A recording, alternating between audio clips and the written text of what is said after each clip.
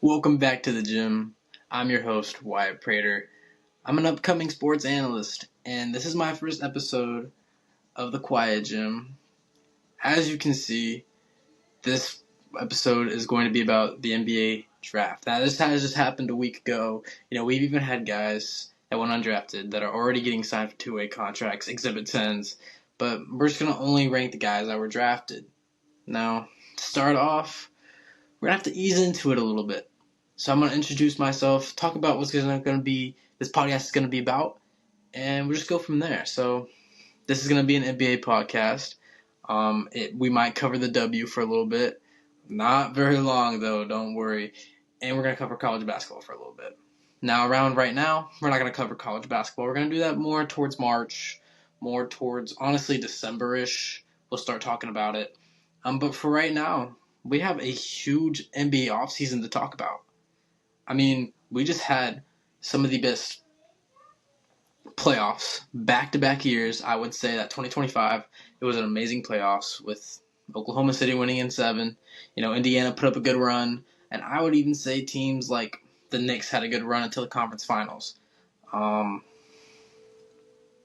that, this year, we got an amazing Western Conference Finals. The Knicks just killed the East, which no one expected. I thought the Knicks were going to make it out the East. I didn't think they were going to kill teams like they did, especially the Cavs. The Cavs, if you look at their roster, I know we joke because Kenny Atkinson like to say analytically we're, still in this. But really on paper, they should have competed with the Knicks. And so we got to see the Knicks just absolutely dominate the Eastern Conference. The only team taking a game from them, actually they took 2, was Atlanta, which was in the first round, and the next game they lost was in the finals, which was only 1 game to the Spurs. Now, talking about the Spurs, I am a Spurs fan.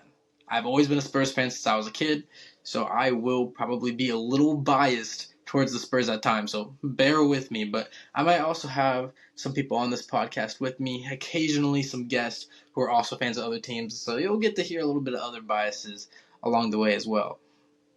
But without further ado, I say let's get right into the draft. So in the draft, leading up to it, we had seen a lot of lottery changes. Adam Silver had changed the tanking rules, had changed the lottery rules, and we're not going to get into much detail into that today. But I will say the draft lottery kind of went unexpectedly. We saw Washington at 1, which, all right, Utah at 2, deservingly so. It's about time they get a good pick and get some good talent. And then Memphis at 3, who's honestly deteriorating as we speak. But we're not going to go by pick. We're going to go by seed. And we're going to start in the Eastern Conference. So Detroit fans, you're lucky because we're starting with you. So the Pistons, obviously with their year, they had an amazing regular season. Cade Cunningham missed some games, but they're still able to contend, get that 1 seed in the East. And then once they hit the playoffs, it was rough. They almost got beat by Orlando. They were down 3-1. They did come back. That's pretty insane. But they were pretty much led by Cade Cunningham the entire time. Rarely did he have help. I would say probably his second best player in the playoffs. As far as consistency, might have been Tobias Harris. Jalen Duren played but, Asar Thompson actually did play well, and I would probably say he was probably their second best player. But now they're talking about Jalen Duren is, maybe could be traded, and then they have other guys that they might be willing to let go for guys like Kawhi Leonard. They've even had Tyler Hero in some trade talks, so we'll see where they end up right now. But according to the draft, they traded up for the 17th pick. They got Ibuka Okori. And I'm going to be honest, I didn't watch much Stanford during college basketball. Stanford wasn't on my watch list at all. But Ibuka Okori was hooping last year. Don't get me wrong. He's a scorer. He's going to go get a bucket. And I don't doubt, even if he ends up being not that great of a player, he will be able to get a bucket. The reason that he might fall out the league is not his scoring. And I think Detroit should be pretty excited about this pick. He's kind of undersized. He won't start. I don't think he'll ever start for Detroit as long as Cade Cunningham's there. But last year, really their only bench production at the guard position was Danis Jenkins. And that was their two-way player that they ended up calling up. And no disrespect to their two-way players, but Danis Jenkins he's all right. And I think he stayed on the team. And I think he contributed well. But I really like this pick. I gave this a B+. I think that's a fair pick. He's kind of undersized, and they did kind of reach for him, but I think they probably knew something that we didn't because they did trade up about 4 picks for him. So, this is their guy. Obviously, there's some picks that you go into the draft and you see they trade up or they reach and okay, this is the guy. This is the guy Detroit wanted, and yeah, this is definitely the guy that Detroit wanted, and I think he kind of fits their system well. Detroit's had some undersized guards before that have worked out. Maybe not in the draft, but they've signed some.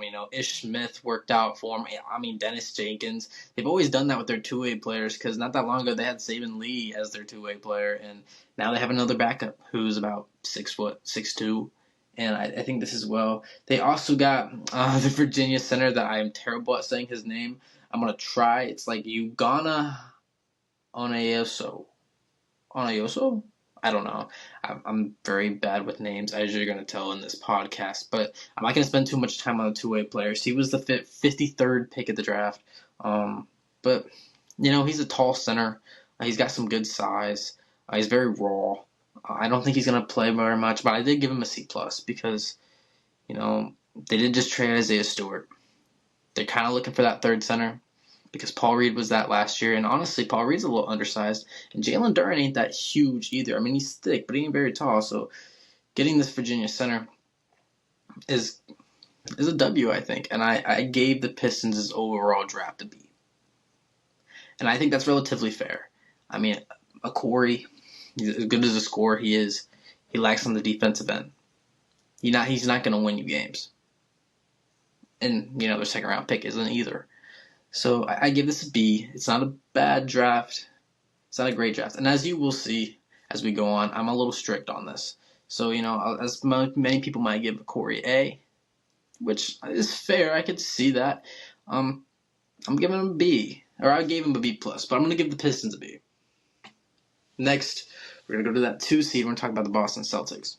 So the Celtics have been a big talk of this offseason, right? They talked about trading out Jaylen Brown for Giannis. That didn't work out. Miami gave a way better deal, which we'll talk about in another episode.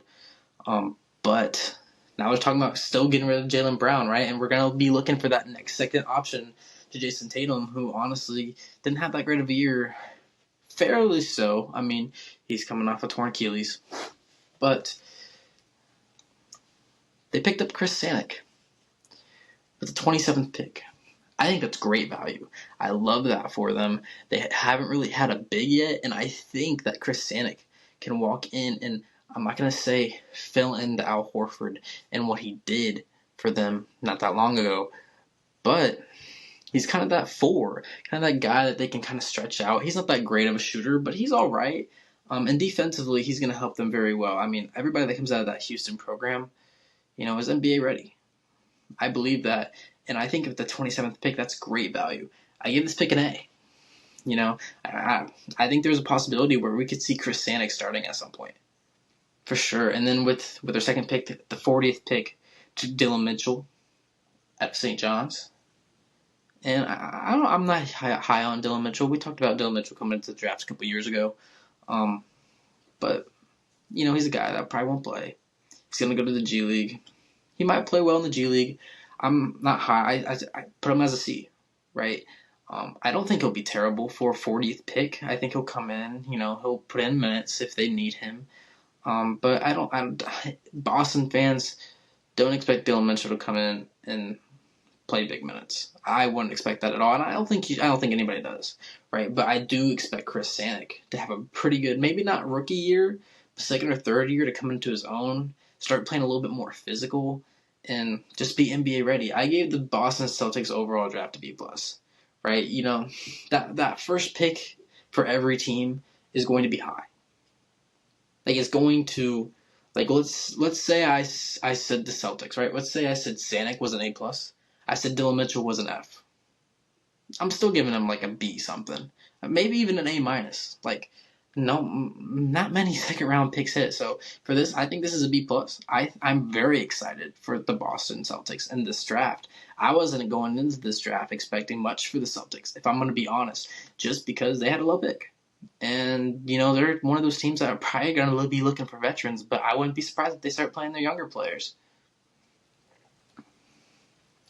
Next, we go to the NBA champions, the New York Knicks. Now, like I said, I'm a Spurs fan, so we're not going to talk too highly of the Knicks. But, I'm not going to say but, because that trend's going to keep going. They drafted Jake Cahill. Or Cahill? I'm not sure how they pronounce it. I'm sorry. He is German. He's a shooting guard. I started watching a little bit of highlights on him once they started talking about him being drafted a couple weeks ago, because he wasn't really on any big boards until a couple weeks ago, and then here we are. He's drafted into the NBA. He was the 39th pick, so again, not high expectations, but he'll probably make the 15-man roster. He probably won't be a two-way player. Offensively, I really liked what I saw. He overall didn't have any flaws on that end. He was a decent shooter. It looked good. He has nice form. He's really good off the pick and roll. I saw, he's a decent finisher. He's a decent playmaker. They also took Tyler Nickel out of Vanderbilt. I gave Cahill a C and Nickel a D+. I'm not very high on the Knicks' draft, and not only that, going into this draft, the Knicks had higher picks. Because of their cap room, they had to fall. They had to trade down. And honestly, they didn't get much for those picks, right? So, I'm not going to knock them, because the players that they got them a championship, right? They locked up those players, but because of the draft, we're rating their draft. And because they did that, their draft wasn't very good, right? They traded down multiple picks. I think they had 3 picks before their first pick that they actually had in KO. So I gave them a D, overall a D. They missed out on players that they probably could have hit on, especially ones in the first round. And then I'm not huge on their second round picks. Not that they had the 39th pick and the 47th pick that's selected. So not that either of them would come in and play, at least season 1. But I expected a little bit more, and I think this is the start of a bad offseason for the Knicks. But we'll see. Maybe I'm hating. Maybe I'm jealous. Maybe I'm salty. Call me out. Call me out. Do it. Do it. I don't care. Next we have the Cavaliers. Malik Thomas, 34th pick. This shocked me. Not that I was shocked that the Cavs took him at 34. I was shocked that he dropped this low. Malik Thomas is athletic, a great offensive player, and honestly, a great defensive player. He contributed a lot to Arkansas last year, and I give this pick an A-. I mean, this is great value. I'm going to say that for a lot of these picks that I end up giving good grades. Like, Malik Thomas was around 20th on the big boards. He was around 20th on Draft Expresses, right? But he went 34. So for some reason, he dropped, and the Cavs took him up, and I honestly think that's a great fit for him. The Cavs, their biggest lack is depth. We've known that for the last couple years, right? There's nothing wrong with Evan Mobley at the 4. There's nothing wrong with Jared Allen at the 5, right? They have their moments. Sometimes they have injury histories. Sometimes they don't play well in clutch minutes. But let's be honest, they're not the problem. Donovan Mitchell isn't the problem. It's their depth. The best bench player they've had on this core is 1,000% Karis LeVert or Max Strus. And that's not that great. I mean, I'm a big guy on Karis LeVert. I love him, but, dude, you got to get something better than that, Cav. You got to give it something. If you're the Cavs management, you got to give JB Bickerstaff something to work with. It's not JB Bickerstaff anymore. It's Kenny Atkinson. I don't know why I said JB Bickerstaff. Did I say Kenny Atkinson was the coach of the Pistons? I flipped that around, didn't I? My bad, y'all. My bad. But I gave this pick an A-. I gave the Cavs' draft an A-. Just because, I didn't expect the Cavs to move up. I didn't expect them to trade down. And they ended up getting a steal here at 34. So I think A-. is honestly a really good grade for them. And it's, again, I'm going to say this like I said with Boston, but I wasn't going into this draft thinking like, oh wow, the Cavs came out here a winner, but they really did. I love Malik Thomas here, and he's one of those players that like he might fall under the radar, he might not do nothing, or he can be your scrappy guard that gets you about 10 points in a playoff game, like a huge 10 points. Maybe he gets the 21 piece. You know what I mean? Like he could go off. But I'm not gonna spend too much time on the Cavs because they only had 1 second-round pick. But I will spend a little bit of time on the Toronto Raptors because I am a little confused with one of their picks. And it's not with Allen Graves. Allen Graves, honestly, I wasn't shocked that he went to the Raptors. I don't think anybody was, especially Raptors fans. I mean, he was spoken to go to the Raptors a long time ago.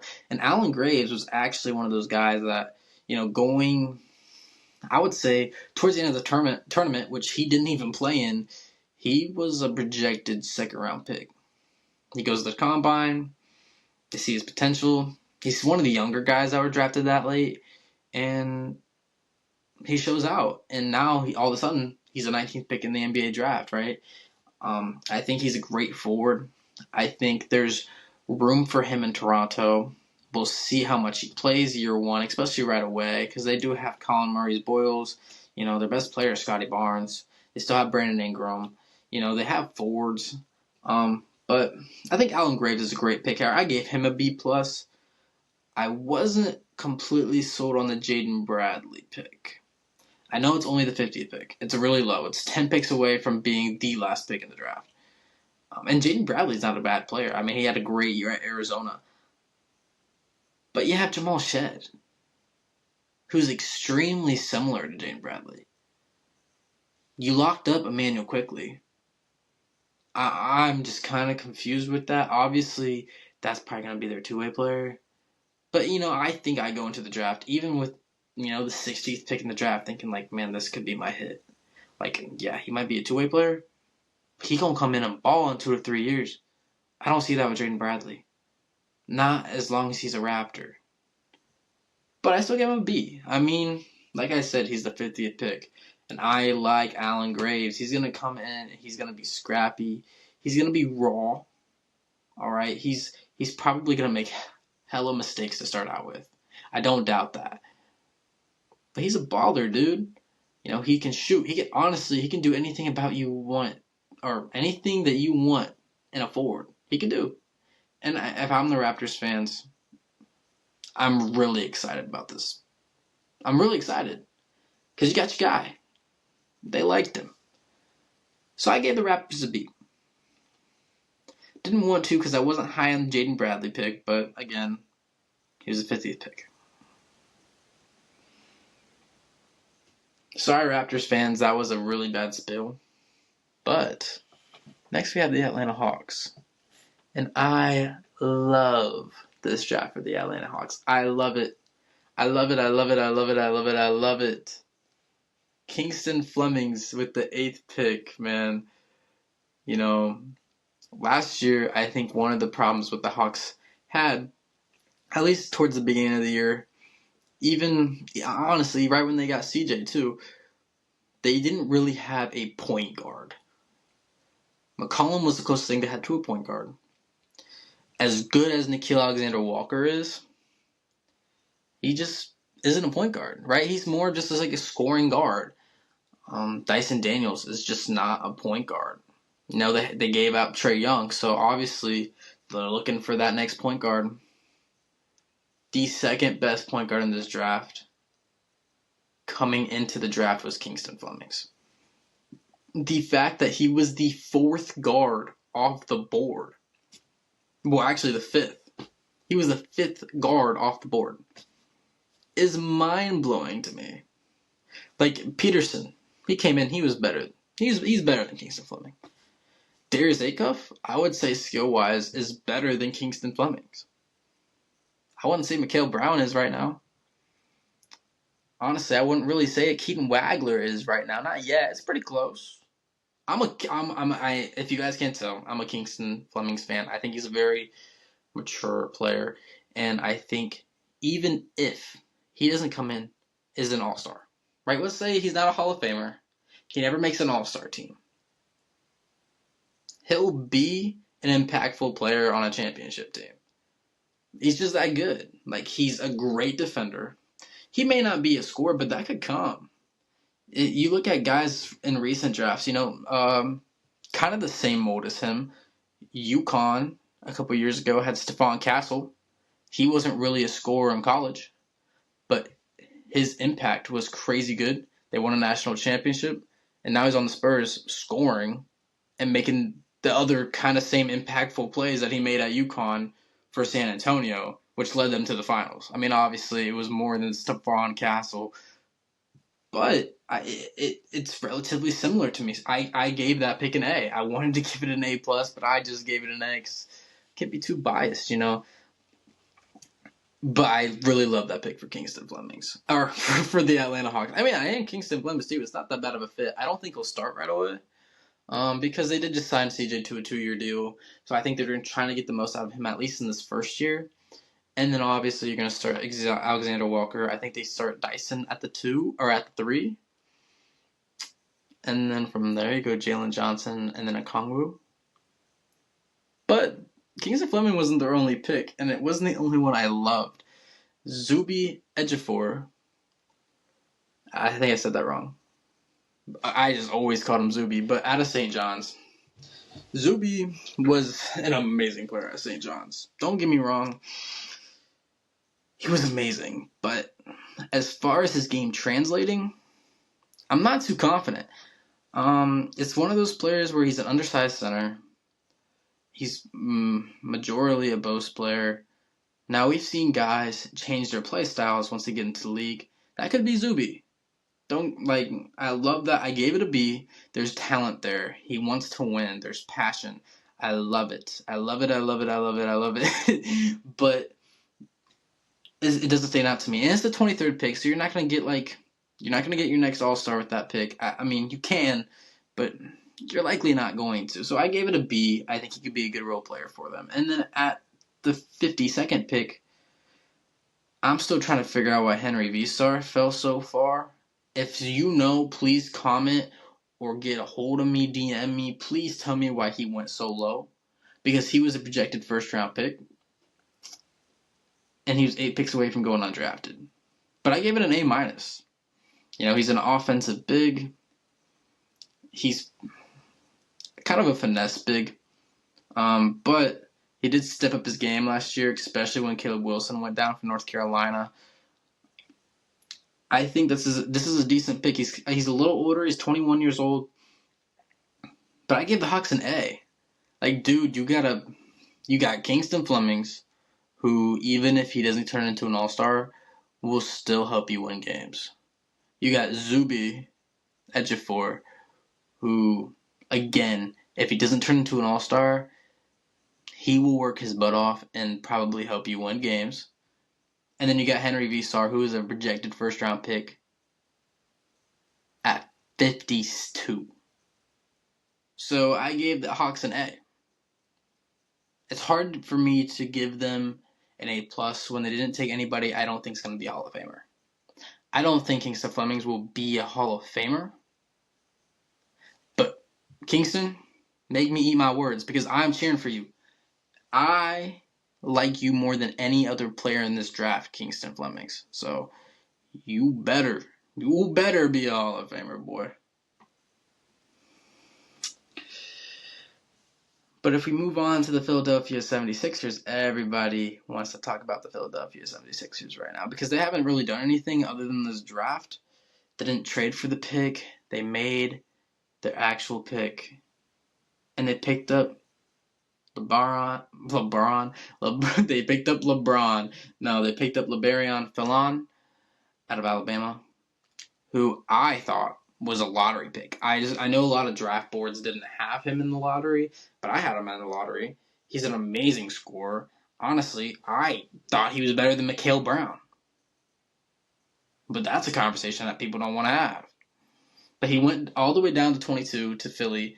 And again, everybody's mentioning they just got rid of Jared McCain for, a couple picks. Didn't really have a backup point guard. So you got Maxey. You got VJ Edgecombe. You got Falan. Your point guards, your guards are set. You're done. Don't touch your guards for the next 5 years because you're good. You want to get Quentin Grimes back? Perfect. Don't touch him. Work on your forwards. You got your center. You got Embiid. You got your young guys, man. This is what I love to see for Philly. This is perfect. This was the perfect night for Philadelphia. They didn't have to make any trades. They didn't have to do anything. They just picked the steal of the draft. They just picked them. How amazing is that? I love it. 76ers fans, you're back on top. Does this make you a championship team? No. No, it does not. But it does make you one step closer. A couple years, y'all looking pretty good. So I gave you guys an A. I gave the Flan pick an A. I gave the Sixers pick an A because I wasn't expecting them to trade up. I wasn't expecting them to trade back. And then when they got Flan, I wasn't expecting them to trade for a second round pick because I know they got the guy that they probably really liked, and I really like it too for him. And I know I said I was going to be strict with these picks and these grades. But you gotta respect these grades, like the Hawks. That was an amazing draft. The Sixers, amazing draft. The Magic, who's up next? No. They picked Isaiah Nelson with the 51st pick. And you're going to be like, Wyatt, why are you making a podcast when you're giving a team a D+, when they had the 51st pick and that's it? Because the Magic are desperate, and they needed to trade up, bro. Isaiah Nelson out of South Florida, I'm not saying he's a bad pick. I gave him a C+ for the pick. That's not bad, especially for a second-round pick. But I gave him a D+ for the draft because, this team is naked right now. They just got a new coach in Sean Sweeney, who's never been a head coach in the NBA before. They blew a 3-1 lead in the playoffs. They keep dealing with injuries. They don't actually have a set point guard. I know y'all are going to say Jalen Suggs. He's not a point guard to me. He's just not. He's not good enough. He's an amazing player. He's not good enough to be the point guard on a championship team. Put him at the 2. But he's not a 1. Paulo is yet to prove to anybody that he's good enough to win. Wagner, the last 2 years, have dealt with injuries. Both of them. Both Wagners. They've honestly had Wendell Carter for what feels like forever now, and he just isn't working out. Like, they're starting this year with the coaching change, but after this year, if you're the same as you always been, you got to blow it up. Because you just you traded for Desmond Bane last year for multiple picks. And he was alright. He's alright. Orlando fans, I would be mad. I'd be upset. I'd be pressed. But that's a story for another time because I don't want to sit here and hit on Orlando all night. So we're going to move on to Charlotte. And Charlotte, for the entire draft, I gave a B+. All their picks. Hans Steinbeck, Christian Anderson, and I gave their entire draft a B+. That's pretty good. Steinbeck, I think, will come in and will have a similar season to Ryan Kalkbrenner. Not in the fact that they're the same player, because they're definitely not. Don't put that in my mind.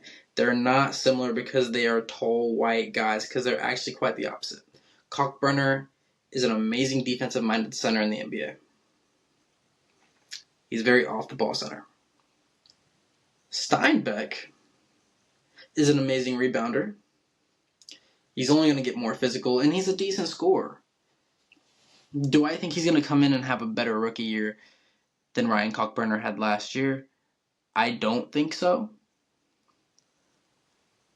But the Hornets are going to be a lot different this year. We also just saw them today trade Miles Bridges. A couple of days ago, they traded away LaMelo Ball. Right now, their starting center is Naz Reid, who I don't even know is going to be on the team to start the season. So I think Hannes Steinbeck's a great pick. Christian Anderson makes a little bit more sense now that we know that LaMelo Ball is going to be moved, and now that he is moved, he's going to slide in and be that backup point guard because as much as I love Trey Mann, he's probably out of that rotation, and if not, he's damn close. And I think Christian Anderson's going to play well for this Hornets team. He's going to be backing up Kobe White, and I think there's games that he might even finish. So I gave this entire thing a B+. They got a physical, great rebounding center. They got themselves a young, athletic point guard out of Texas Tech. I like this draft for the Hornets. Do I like their offseason so far? But I do like their draft. So this will let me transition to Miami. These transitions are so bad, but it's okay. It's the first episode. They got Ryan Conwell. Ryan Conwell, amazing point guard out of Louisville. I think he was the perfect person to put alongside Mikal Brown, although he was hurt towards the end of the year. But I give the pick an A. I did give the pick an A. I think he's a great fit for Miami. He's a great player that they can just fit in, and they can play him. I think they can play him. They can play Ryan Conwell, and he's the 37th pick. That's if you can pick a guy at 37 and put him in your rotation as of right now, because they don't have much depth. That's a win to me. That's a win. I think that's an A because that's a second-round player that panned out. But I gave the Heat a B+, which means I dropped him 3. He's an A, so A-, B+. I dropped him 2 because I would have liked to see the Heat actually try to push for maybe a pick in the 20s. Because they don't have much. And if you think they traded away their 13th pick, that's value. That's value that they lost, even though, yes, they returned in for Giannis. I still would have liked, in the draft aspect for them to do a little bit more, and they didn't do it. So I gave Ryan Conwell an A, but I gave their draft a B+. And honestly, Heat fans, you got Giannis. And for what you had in the draft, you drafted well. The only thing left is to sign those free agents. But that ain't going to happen. I'm not even manifesting. I'm not even praying on their downfall. I just don't think Miami's going to make many moves. But the Bucks did. Even though their main move was with Miami. At 10, they drafted Braden Burris. At 13, they drafted Nate Ament. And at 60, they drafted Malik Lewis. Now, Malik Lewis, I gave a C-. He probably will see very little games in this league. I'm going to be very honest. All right, there's not many things that stand out about his game. And he's kind of just like a potential pick. He might work out, he might not. But they got Nate Ament at 13, and I gave that a B. Nate Ament is very inconsistent. He was very inconsistent at Tennessee. Jacoby Gillespie, who we're going to talk about later, kind of just was way better than him at Tennessee, in my opinion. But I give it a B. I think they get a forward here that, he's got some length. He's a decent shooter. A lot of people don't like the way he finished in college, but I think that will come. I have faith that will come for him. And his defense wasn't all that great in college, but again, that's another thing that I think will come for him, especially with NBA coaches, especially playing with veterans, because they still have veterans on that Milwaukee squad with Kyle Kuzma, with Miles Turner, even Gary Trent Jr. I'd say is a veteran now. I don't think Taurean Prince is going to come back, but in the little chance he does, that'd be a great guy for him to learn from. And then Braden Burris, who's an amazing shooter. He honestly had a better year at Arizona than a lot of people expected, myself included.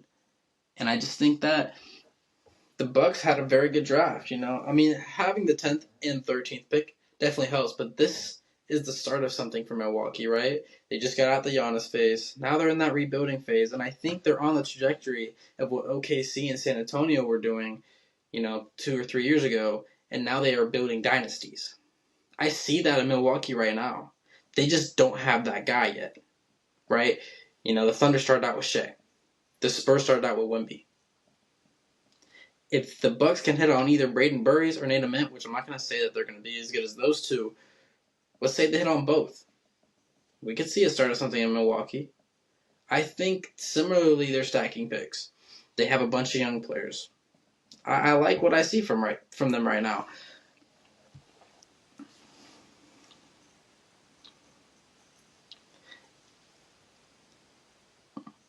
Y'all like that silence? All right. So for the Bulls, I guess I didn't tell you exactly what I gave the Milwaukee, but I gave them an A-. I really like it. Do I think it's perfect? No. I don't think Nate Ament is going to have the greatest rookie year. But that's not me saying that he will be a bad NBA player. I don't believe that. I just don't think he'll have that great of a rookie year. Because he's going to have a lot asked of him, and he was a lot asked of him in Tennessee. He was very consistent, or very inconsistent. And Braden Burries, I think he'll play well. But there's a lot of guards there, so he might be limited. But I've made the decision that this will only be the Eastern Conference. Because we're already in a long episode, and we're not even out the Eastern Conference yet. But this is a good time to talk about the Chicago Bulls. I know a lot of Chicago Bulls fans, and they're all very happy with this pick. But a lot of them knew that this pick was going to be the pick way before the draft started. Days before the draft started. And everybody knew. Everybody knew they were taking Caleb Wilson up for it. And to me, I gave it an A-. I think Caleb Wilson's a great player. I think injuries scare me a little bit to put this at an A or an A+. But I don't doubt this kid's, he wants to win. And I think if you're Caleb Wilson, this is Caleb Wilson. I'm not an NBA player. Right? I didn't even play college basketball. But if I was you, and I was in your position, you're a 6'11 forward with insane length and insane athleticism. I'm calling Kevin Garnett. I'm calling Tim Duncan. I'm calling all those other players that were in your shoes at one point. Kevin Garnett is actually the perfect example because when he came into the league, he was really skinny and very raw, but he was very good in college. Came into the league, played very well, and as the years went on, he put on a lot of muscle, but remained athletic. Not as athletic. No one stays as athletic as they are, when they're 20 versus when they're 28. They're 30. They're 35. But get in that weight room. Because his skill set's there and his athleticism is through the roof, but he is very skinny. And I think, he likes to work in the paint. Why not put on that strength? But he knows that. You can tell he knows that, and you can tell that he wants to win, and he wants to be good. He wants to be I think he even said he wants to be the GOAT. Right? And that's an insane level of confidence, which we'll have to get to in another episode, because that confidence thing, it's pissing me off. But that wasn't the only pick that the Bulls selected. They selected Dalen Swain at 15, and if this was any other team, I'd be like, that's kind of a reach for Dalen Swain. He's kind of an older guard out of the draft. There's nothing really stand-outish about his game. He's a very good player, but he's all around. But I think this is the kind of player that the Bulls need. Bulls need kind of a guy that doesn't have many weaknesses in his game, who's kind of experienced, which he's not really experienced in the league, but you can tell that, those guys that come into the league and they were juniors or they were seniors in college are way more NBA ready than the ones that were freshmen in college, with the exceptions of the Cooper Flags, the Colin Kneppels, you know what I mean? But I love these two picks. I gave Swain an A, I gave Caleb Wilson an A-, and I gave the Bulls an A. I think this is a great draft for him. I think this is one of the best drafts they had since their Kobe White draft in, 2019? So, I love it. I love it for the Bulls. Be excited, Bulls fans, because you got Mattis Buzelis and you got Caleb Wilson. Two very, very lanky people. at your forwards. And not only that, you just got Nick Claxton, so now you have a center. So you went from one of the smallest teams in the league to one of the biggest. That's a big change. It's a really good change. And it's pretty scary to think also you have Josh Giddey at the 1. And he's pretty big for a point guard. So when you match up with Chicago, you're going to have to put in your bigger lineups. And I don't think they'll win this year. But if Buzelis gets it right, if Caleb Wilson gets it right, if they get a new center later down the line, because Nick Claxton ain't it, we might be seeing something in Chicago just as well as Milwaukee. And that would be great, because those two towns are like right next to each other. That would be some really good entertainment. But we're getting down to the 2 last teams. So the Brooklyn Nets, I wasn't a fan of their draft. Like I said earlier, I thought Mikal Brown, of the main guards that were in the top end of the draft, I thought he was the worst. But they ended up taking him at the 6th pick, which would have been behind Keaton Wagler, behind Darren Peterson, but ahead of Darius Acuff, ahead of Kingston Fleming, ahead of Fallon. I just don't think he was as good. I didn't feel like he had as good of a year at Louisville than the other guys did in their college careers. But with that being said, he's still an amazing player. I still gave it a B-. It's not an F, it's not a D, it's not a C. He's still a really, really good, talented player. And he's got a lot of potential. His game's got a lot of maturing to do. He's very turnover prone. He wasn't really able to carry Louisville very far in the tournament. Conwell was hurt. But when you got a guy like that who's projected a top 10 pick, you expect him to do stuff. And I'm not going to say he didn't do nothing, but he was a little disappointing. And he's got a good shot, but I didn't feel like he shot that well. I think that'll get better in the league. But this is a guy who, he's going to go to the Brooklyn Nets. He's probably going to be asked to handle the ball right away. And I don't know if he's ready for that. Now, the best way to learn is to throw him in and let him learn. But he's not ready. And I don't know if he's going to pan out. So I gave him a B-. I'm not confident in that pick.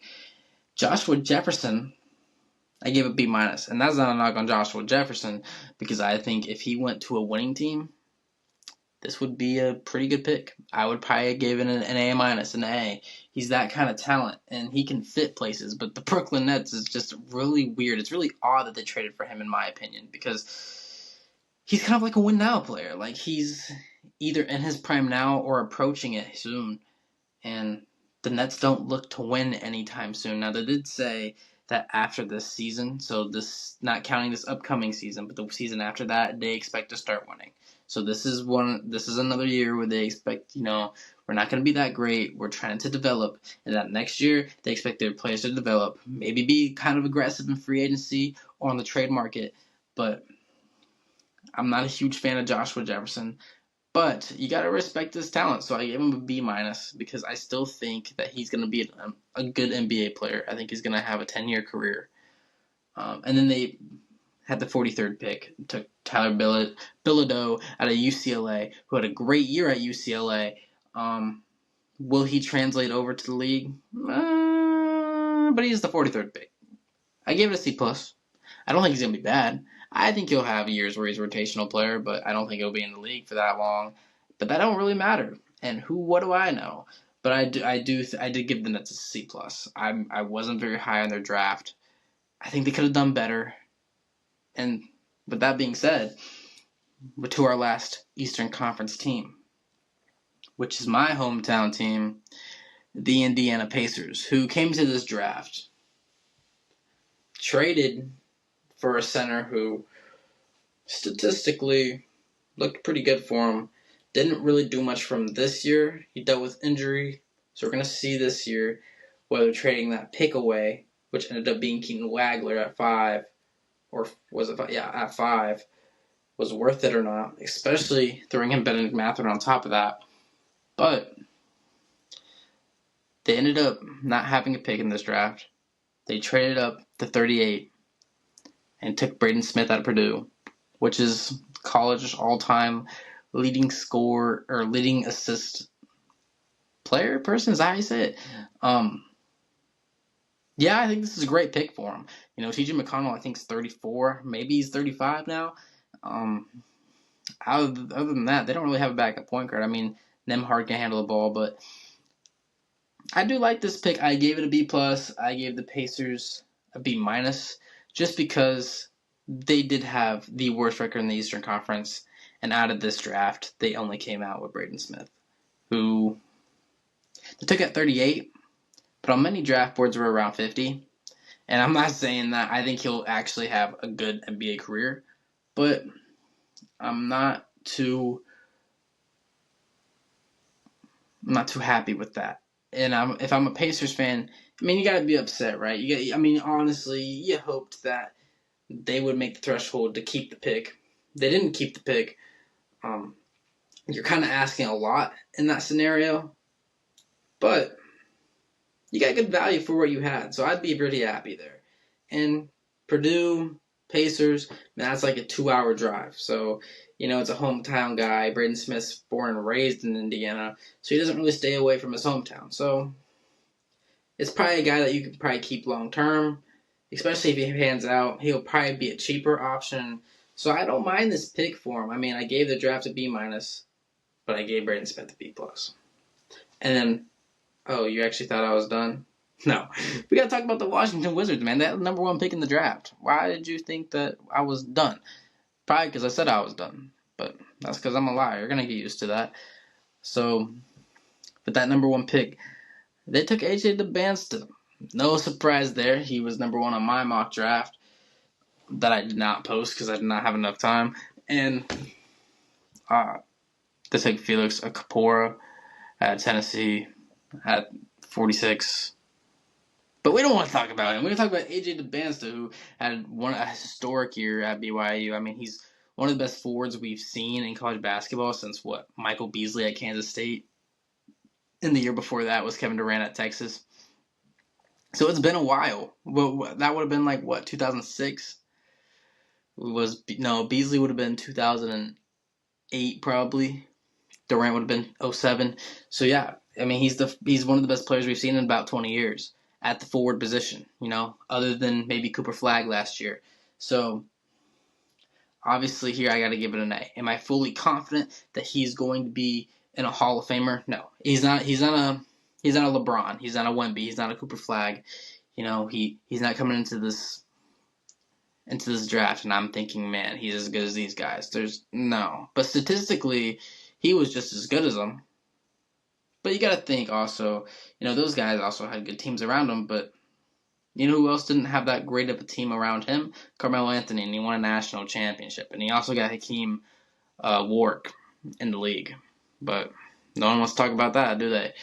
But no, AJ Dybansta, an amazing player. He's an amazing scorer, a pretty good defender, and honestly, he's all around a great player. And I think setting him in there with Trae Young, setting him in there with potentially Anthony Davis, he might be traded, and Alex Sarr, that's a good four. And then at your two, you can pick Trey Johnson. You could probably play Blau. But I really like what Washington did. They're very lucky to get this first overall pick. I like that they took AJ over Darren. I was pro AJ. In the next episode, we'll elaborate a little bit more on Darren. But for now, Washington just got their next guy. I can almost guarantee that AJ Dybansta will be an all-star at some point in his career, whether it be with Washington or somewhere else.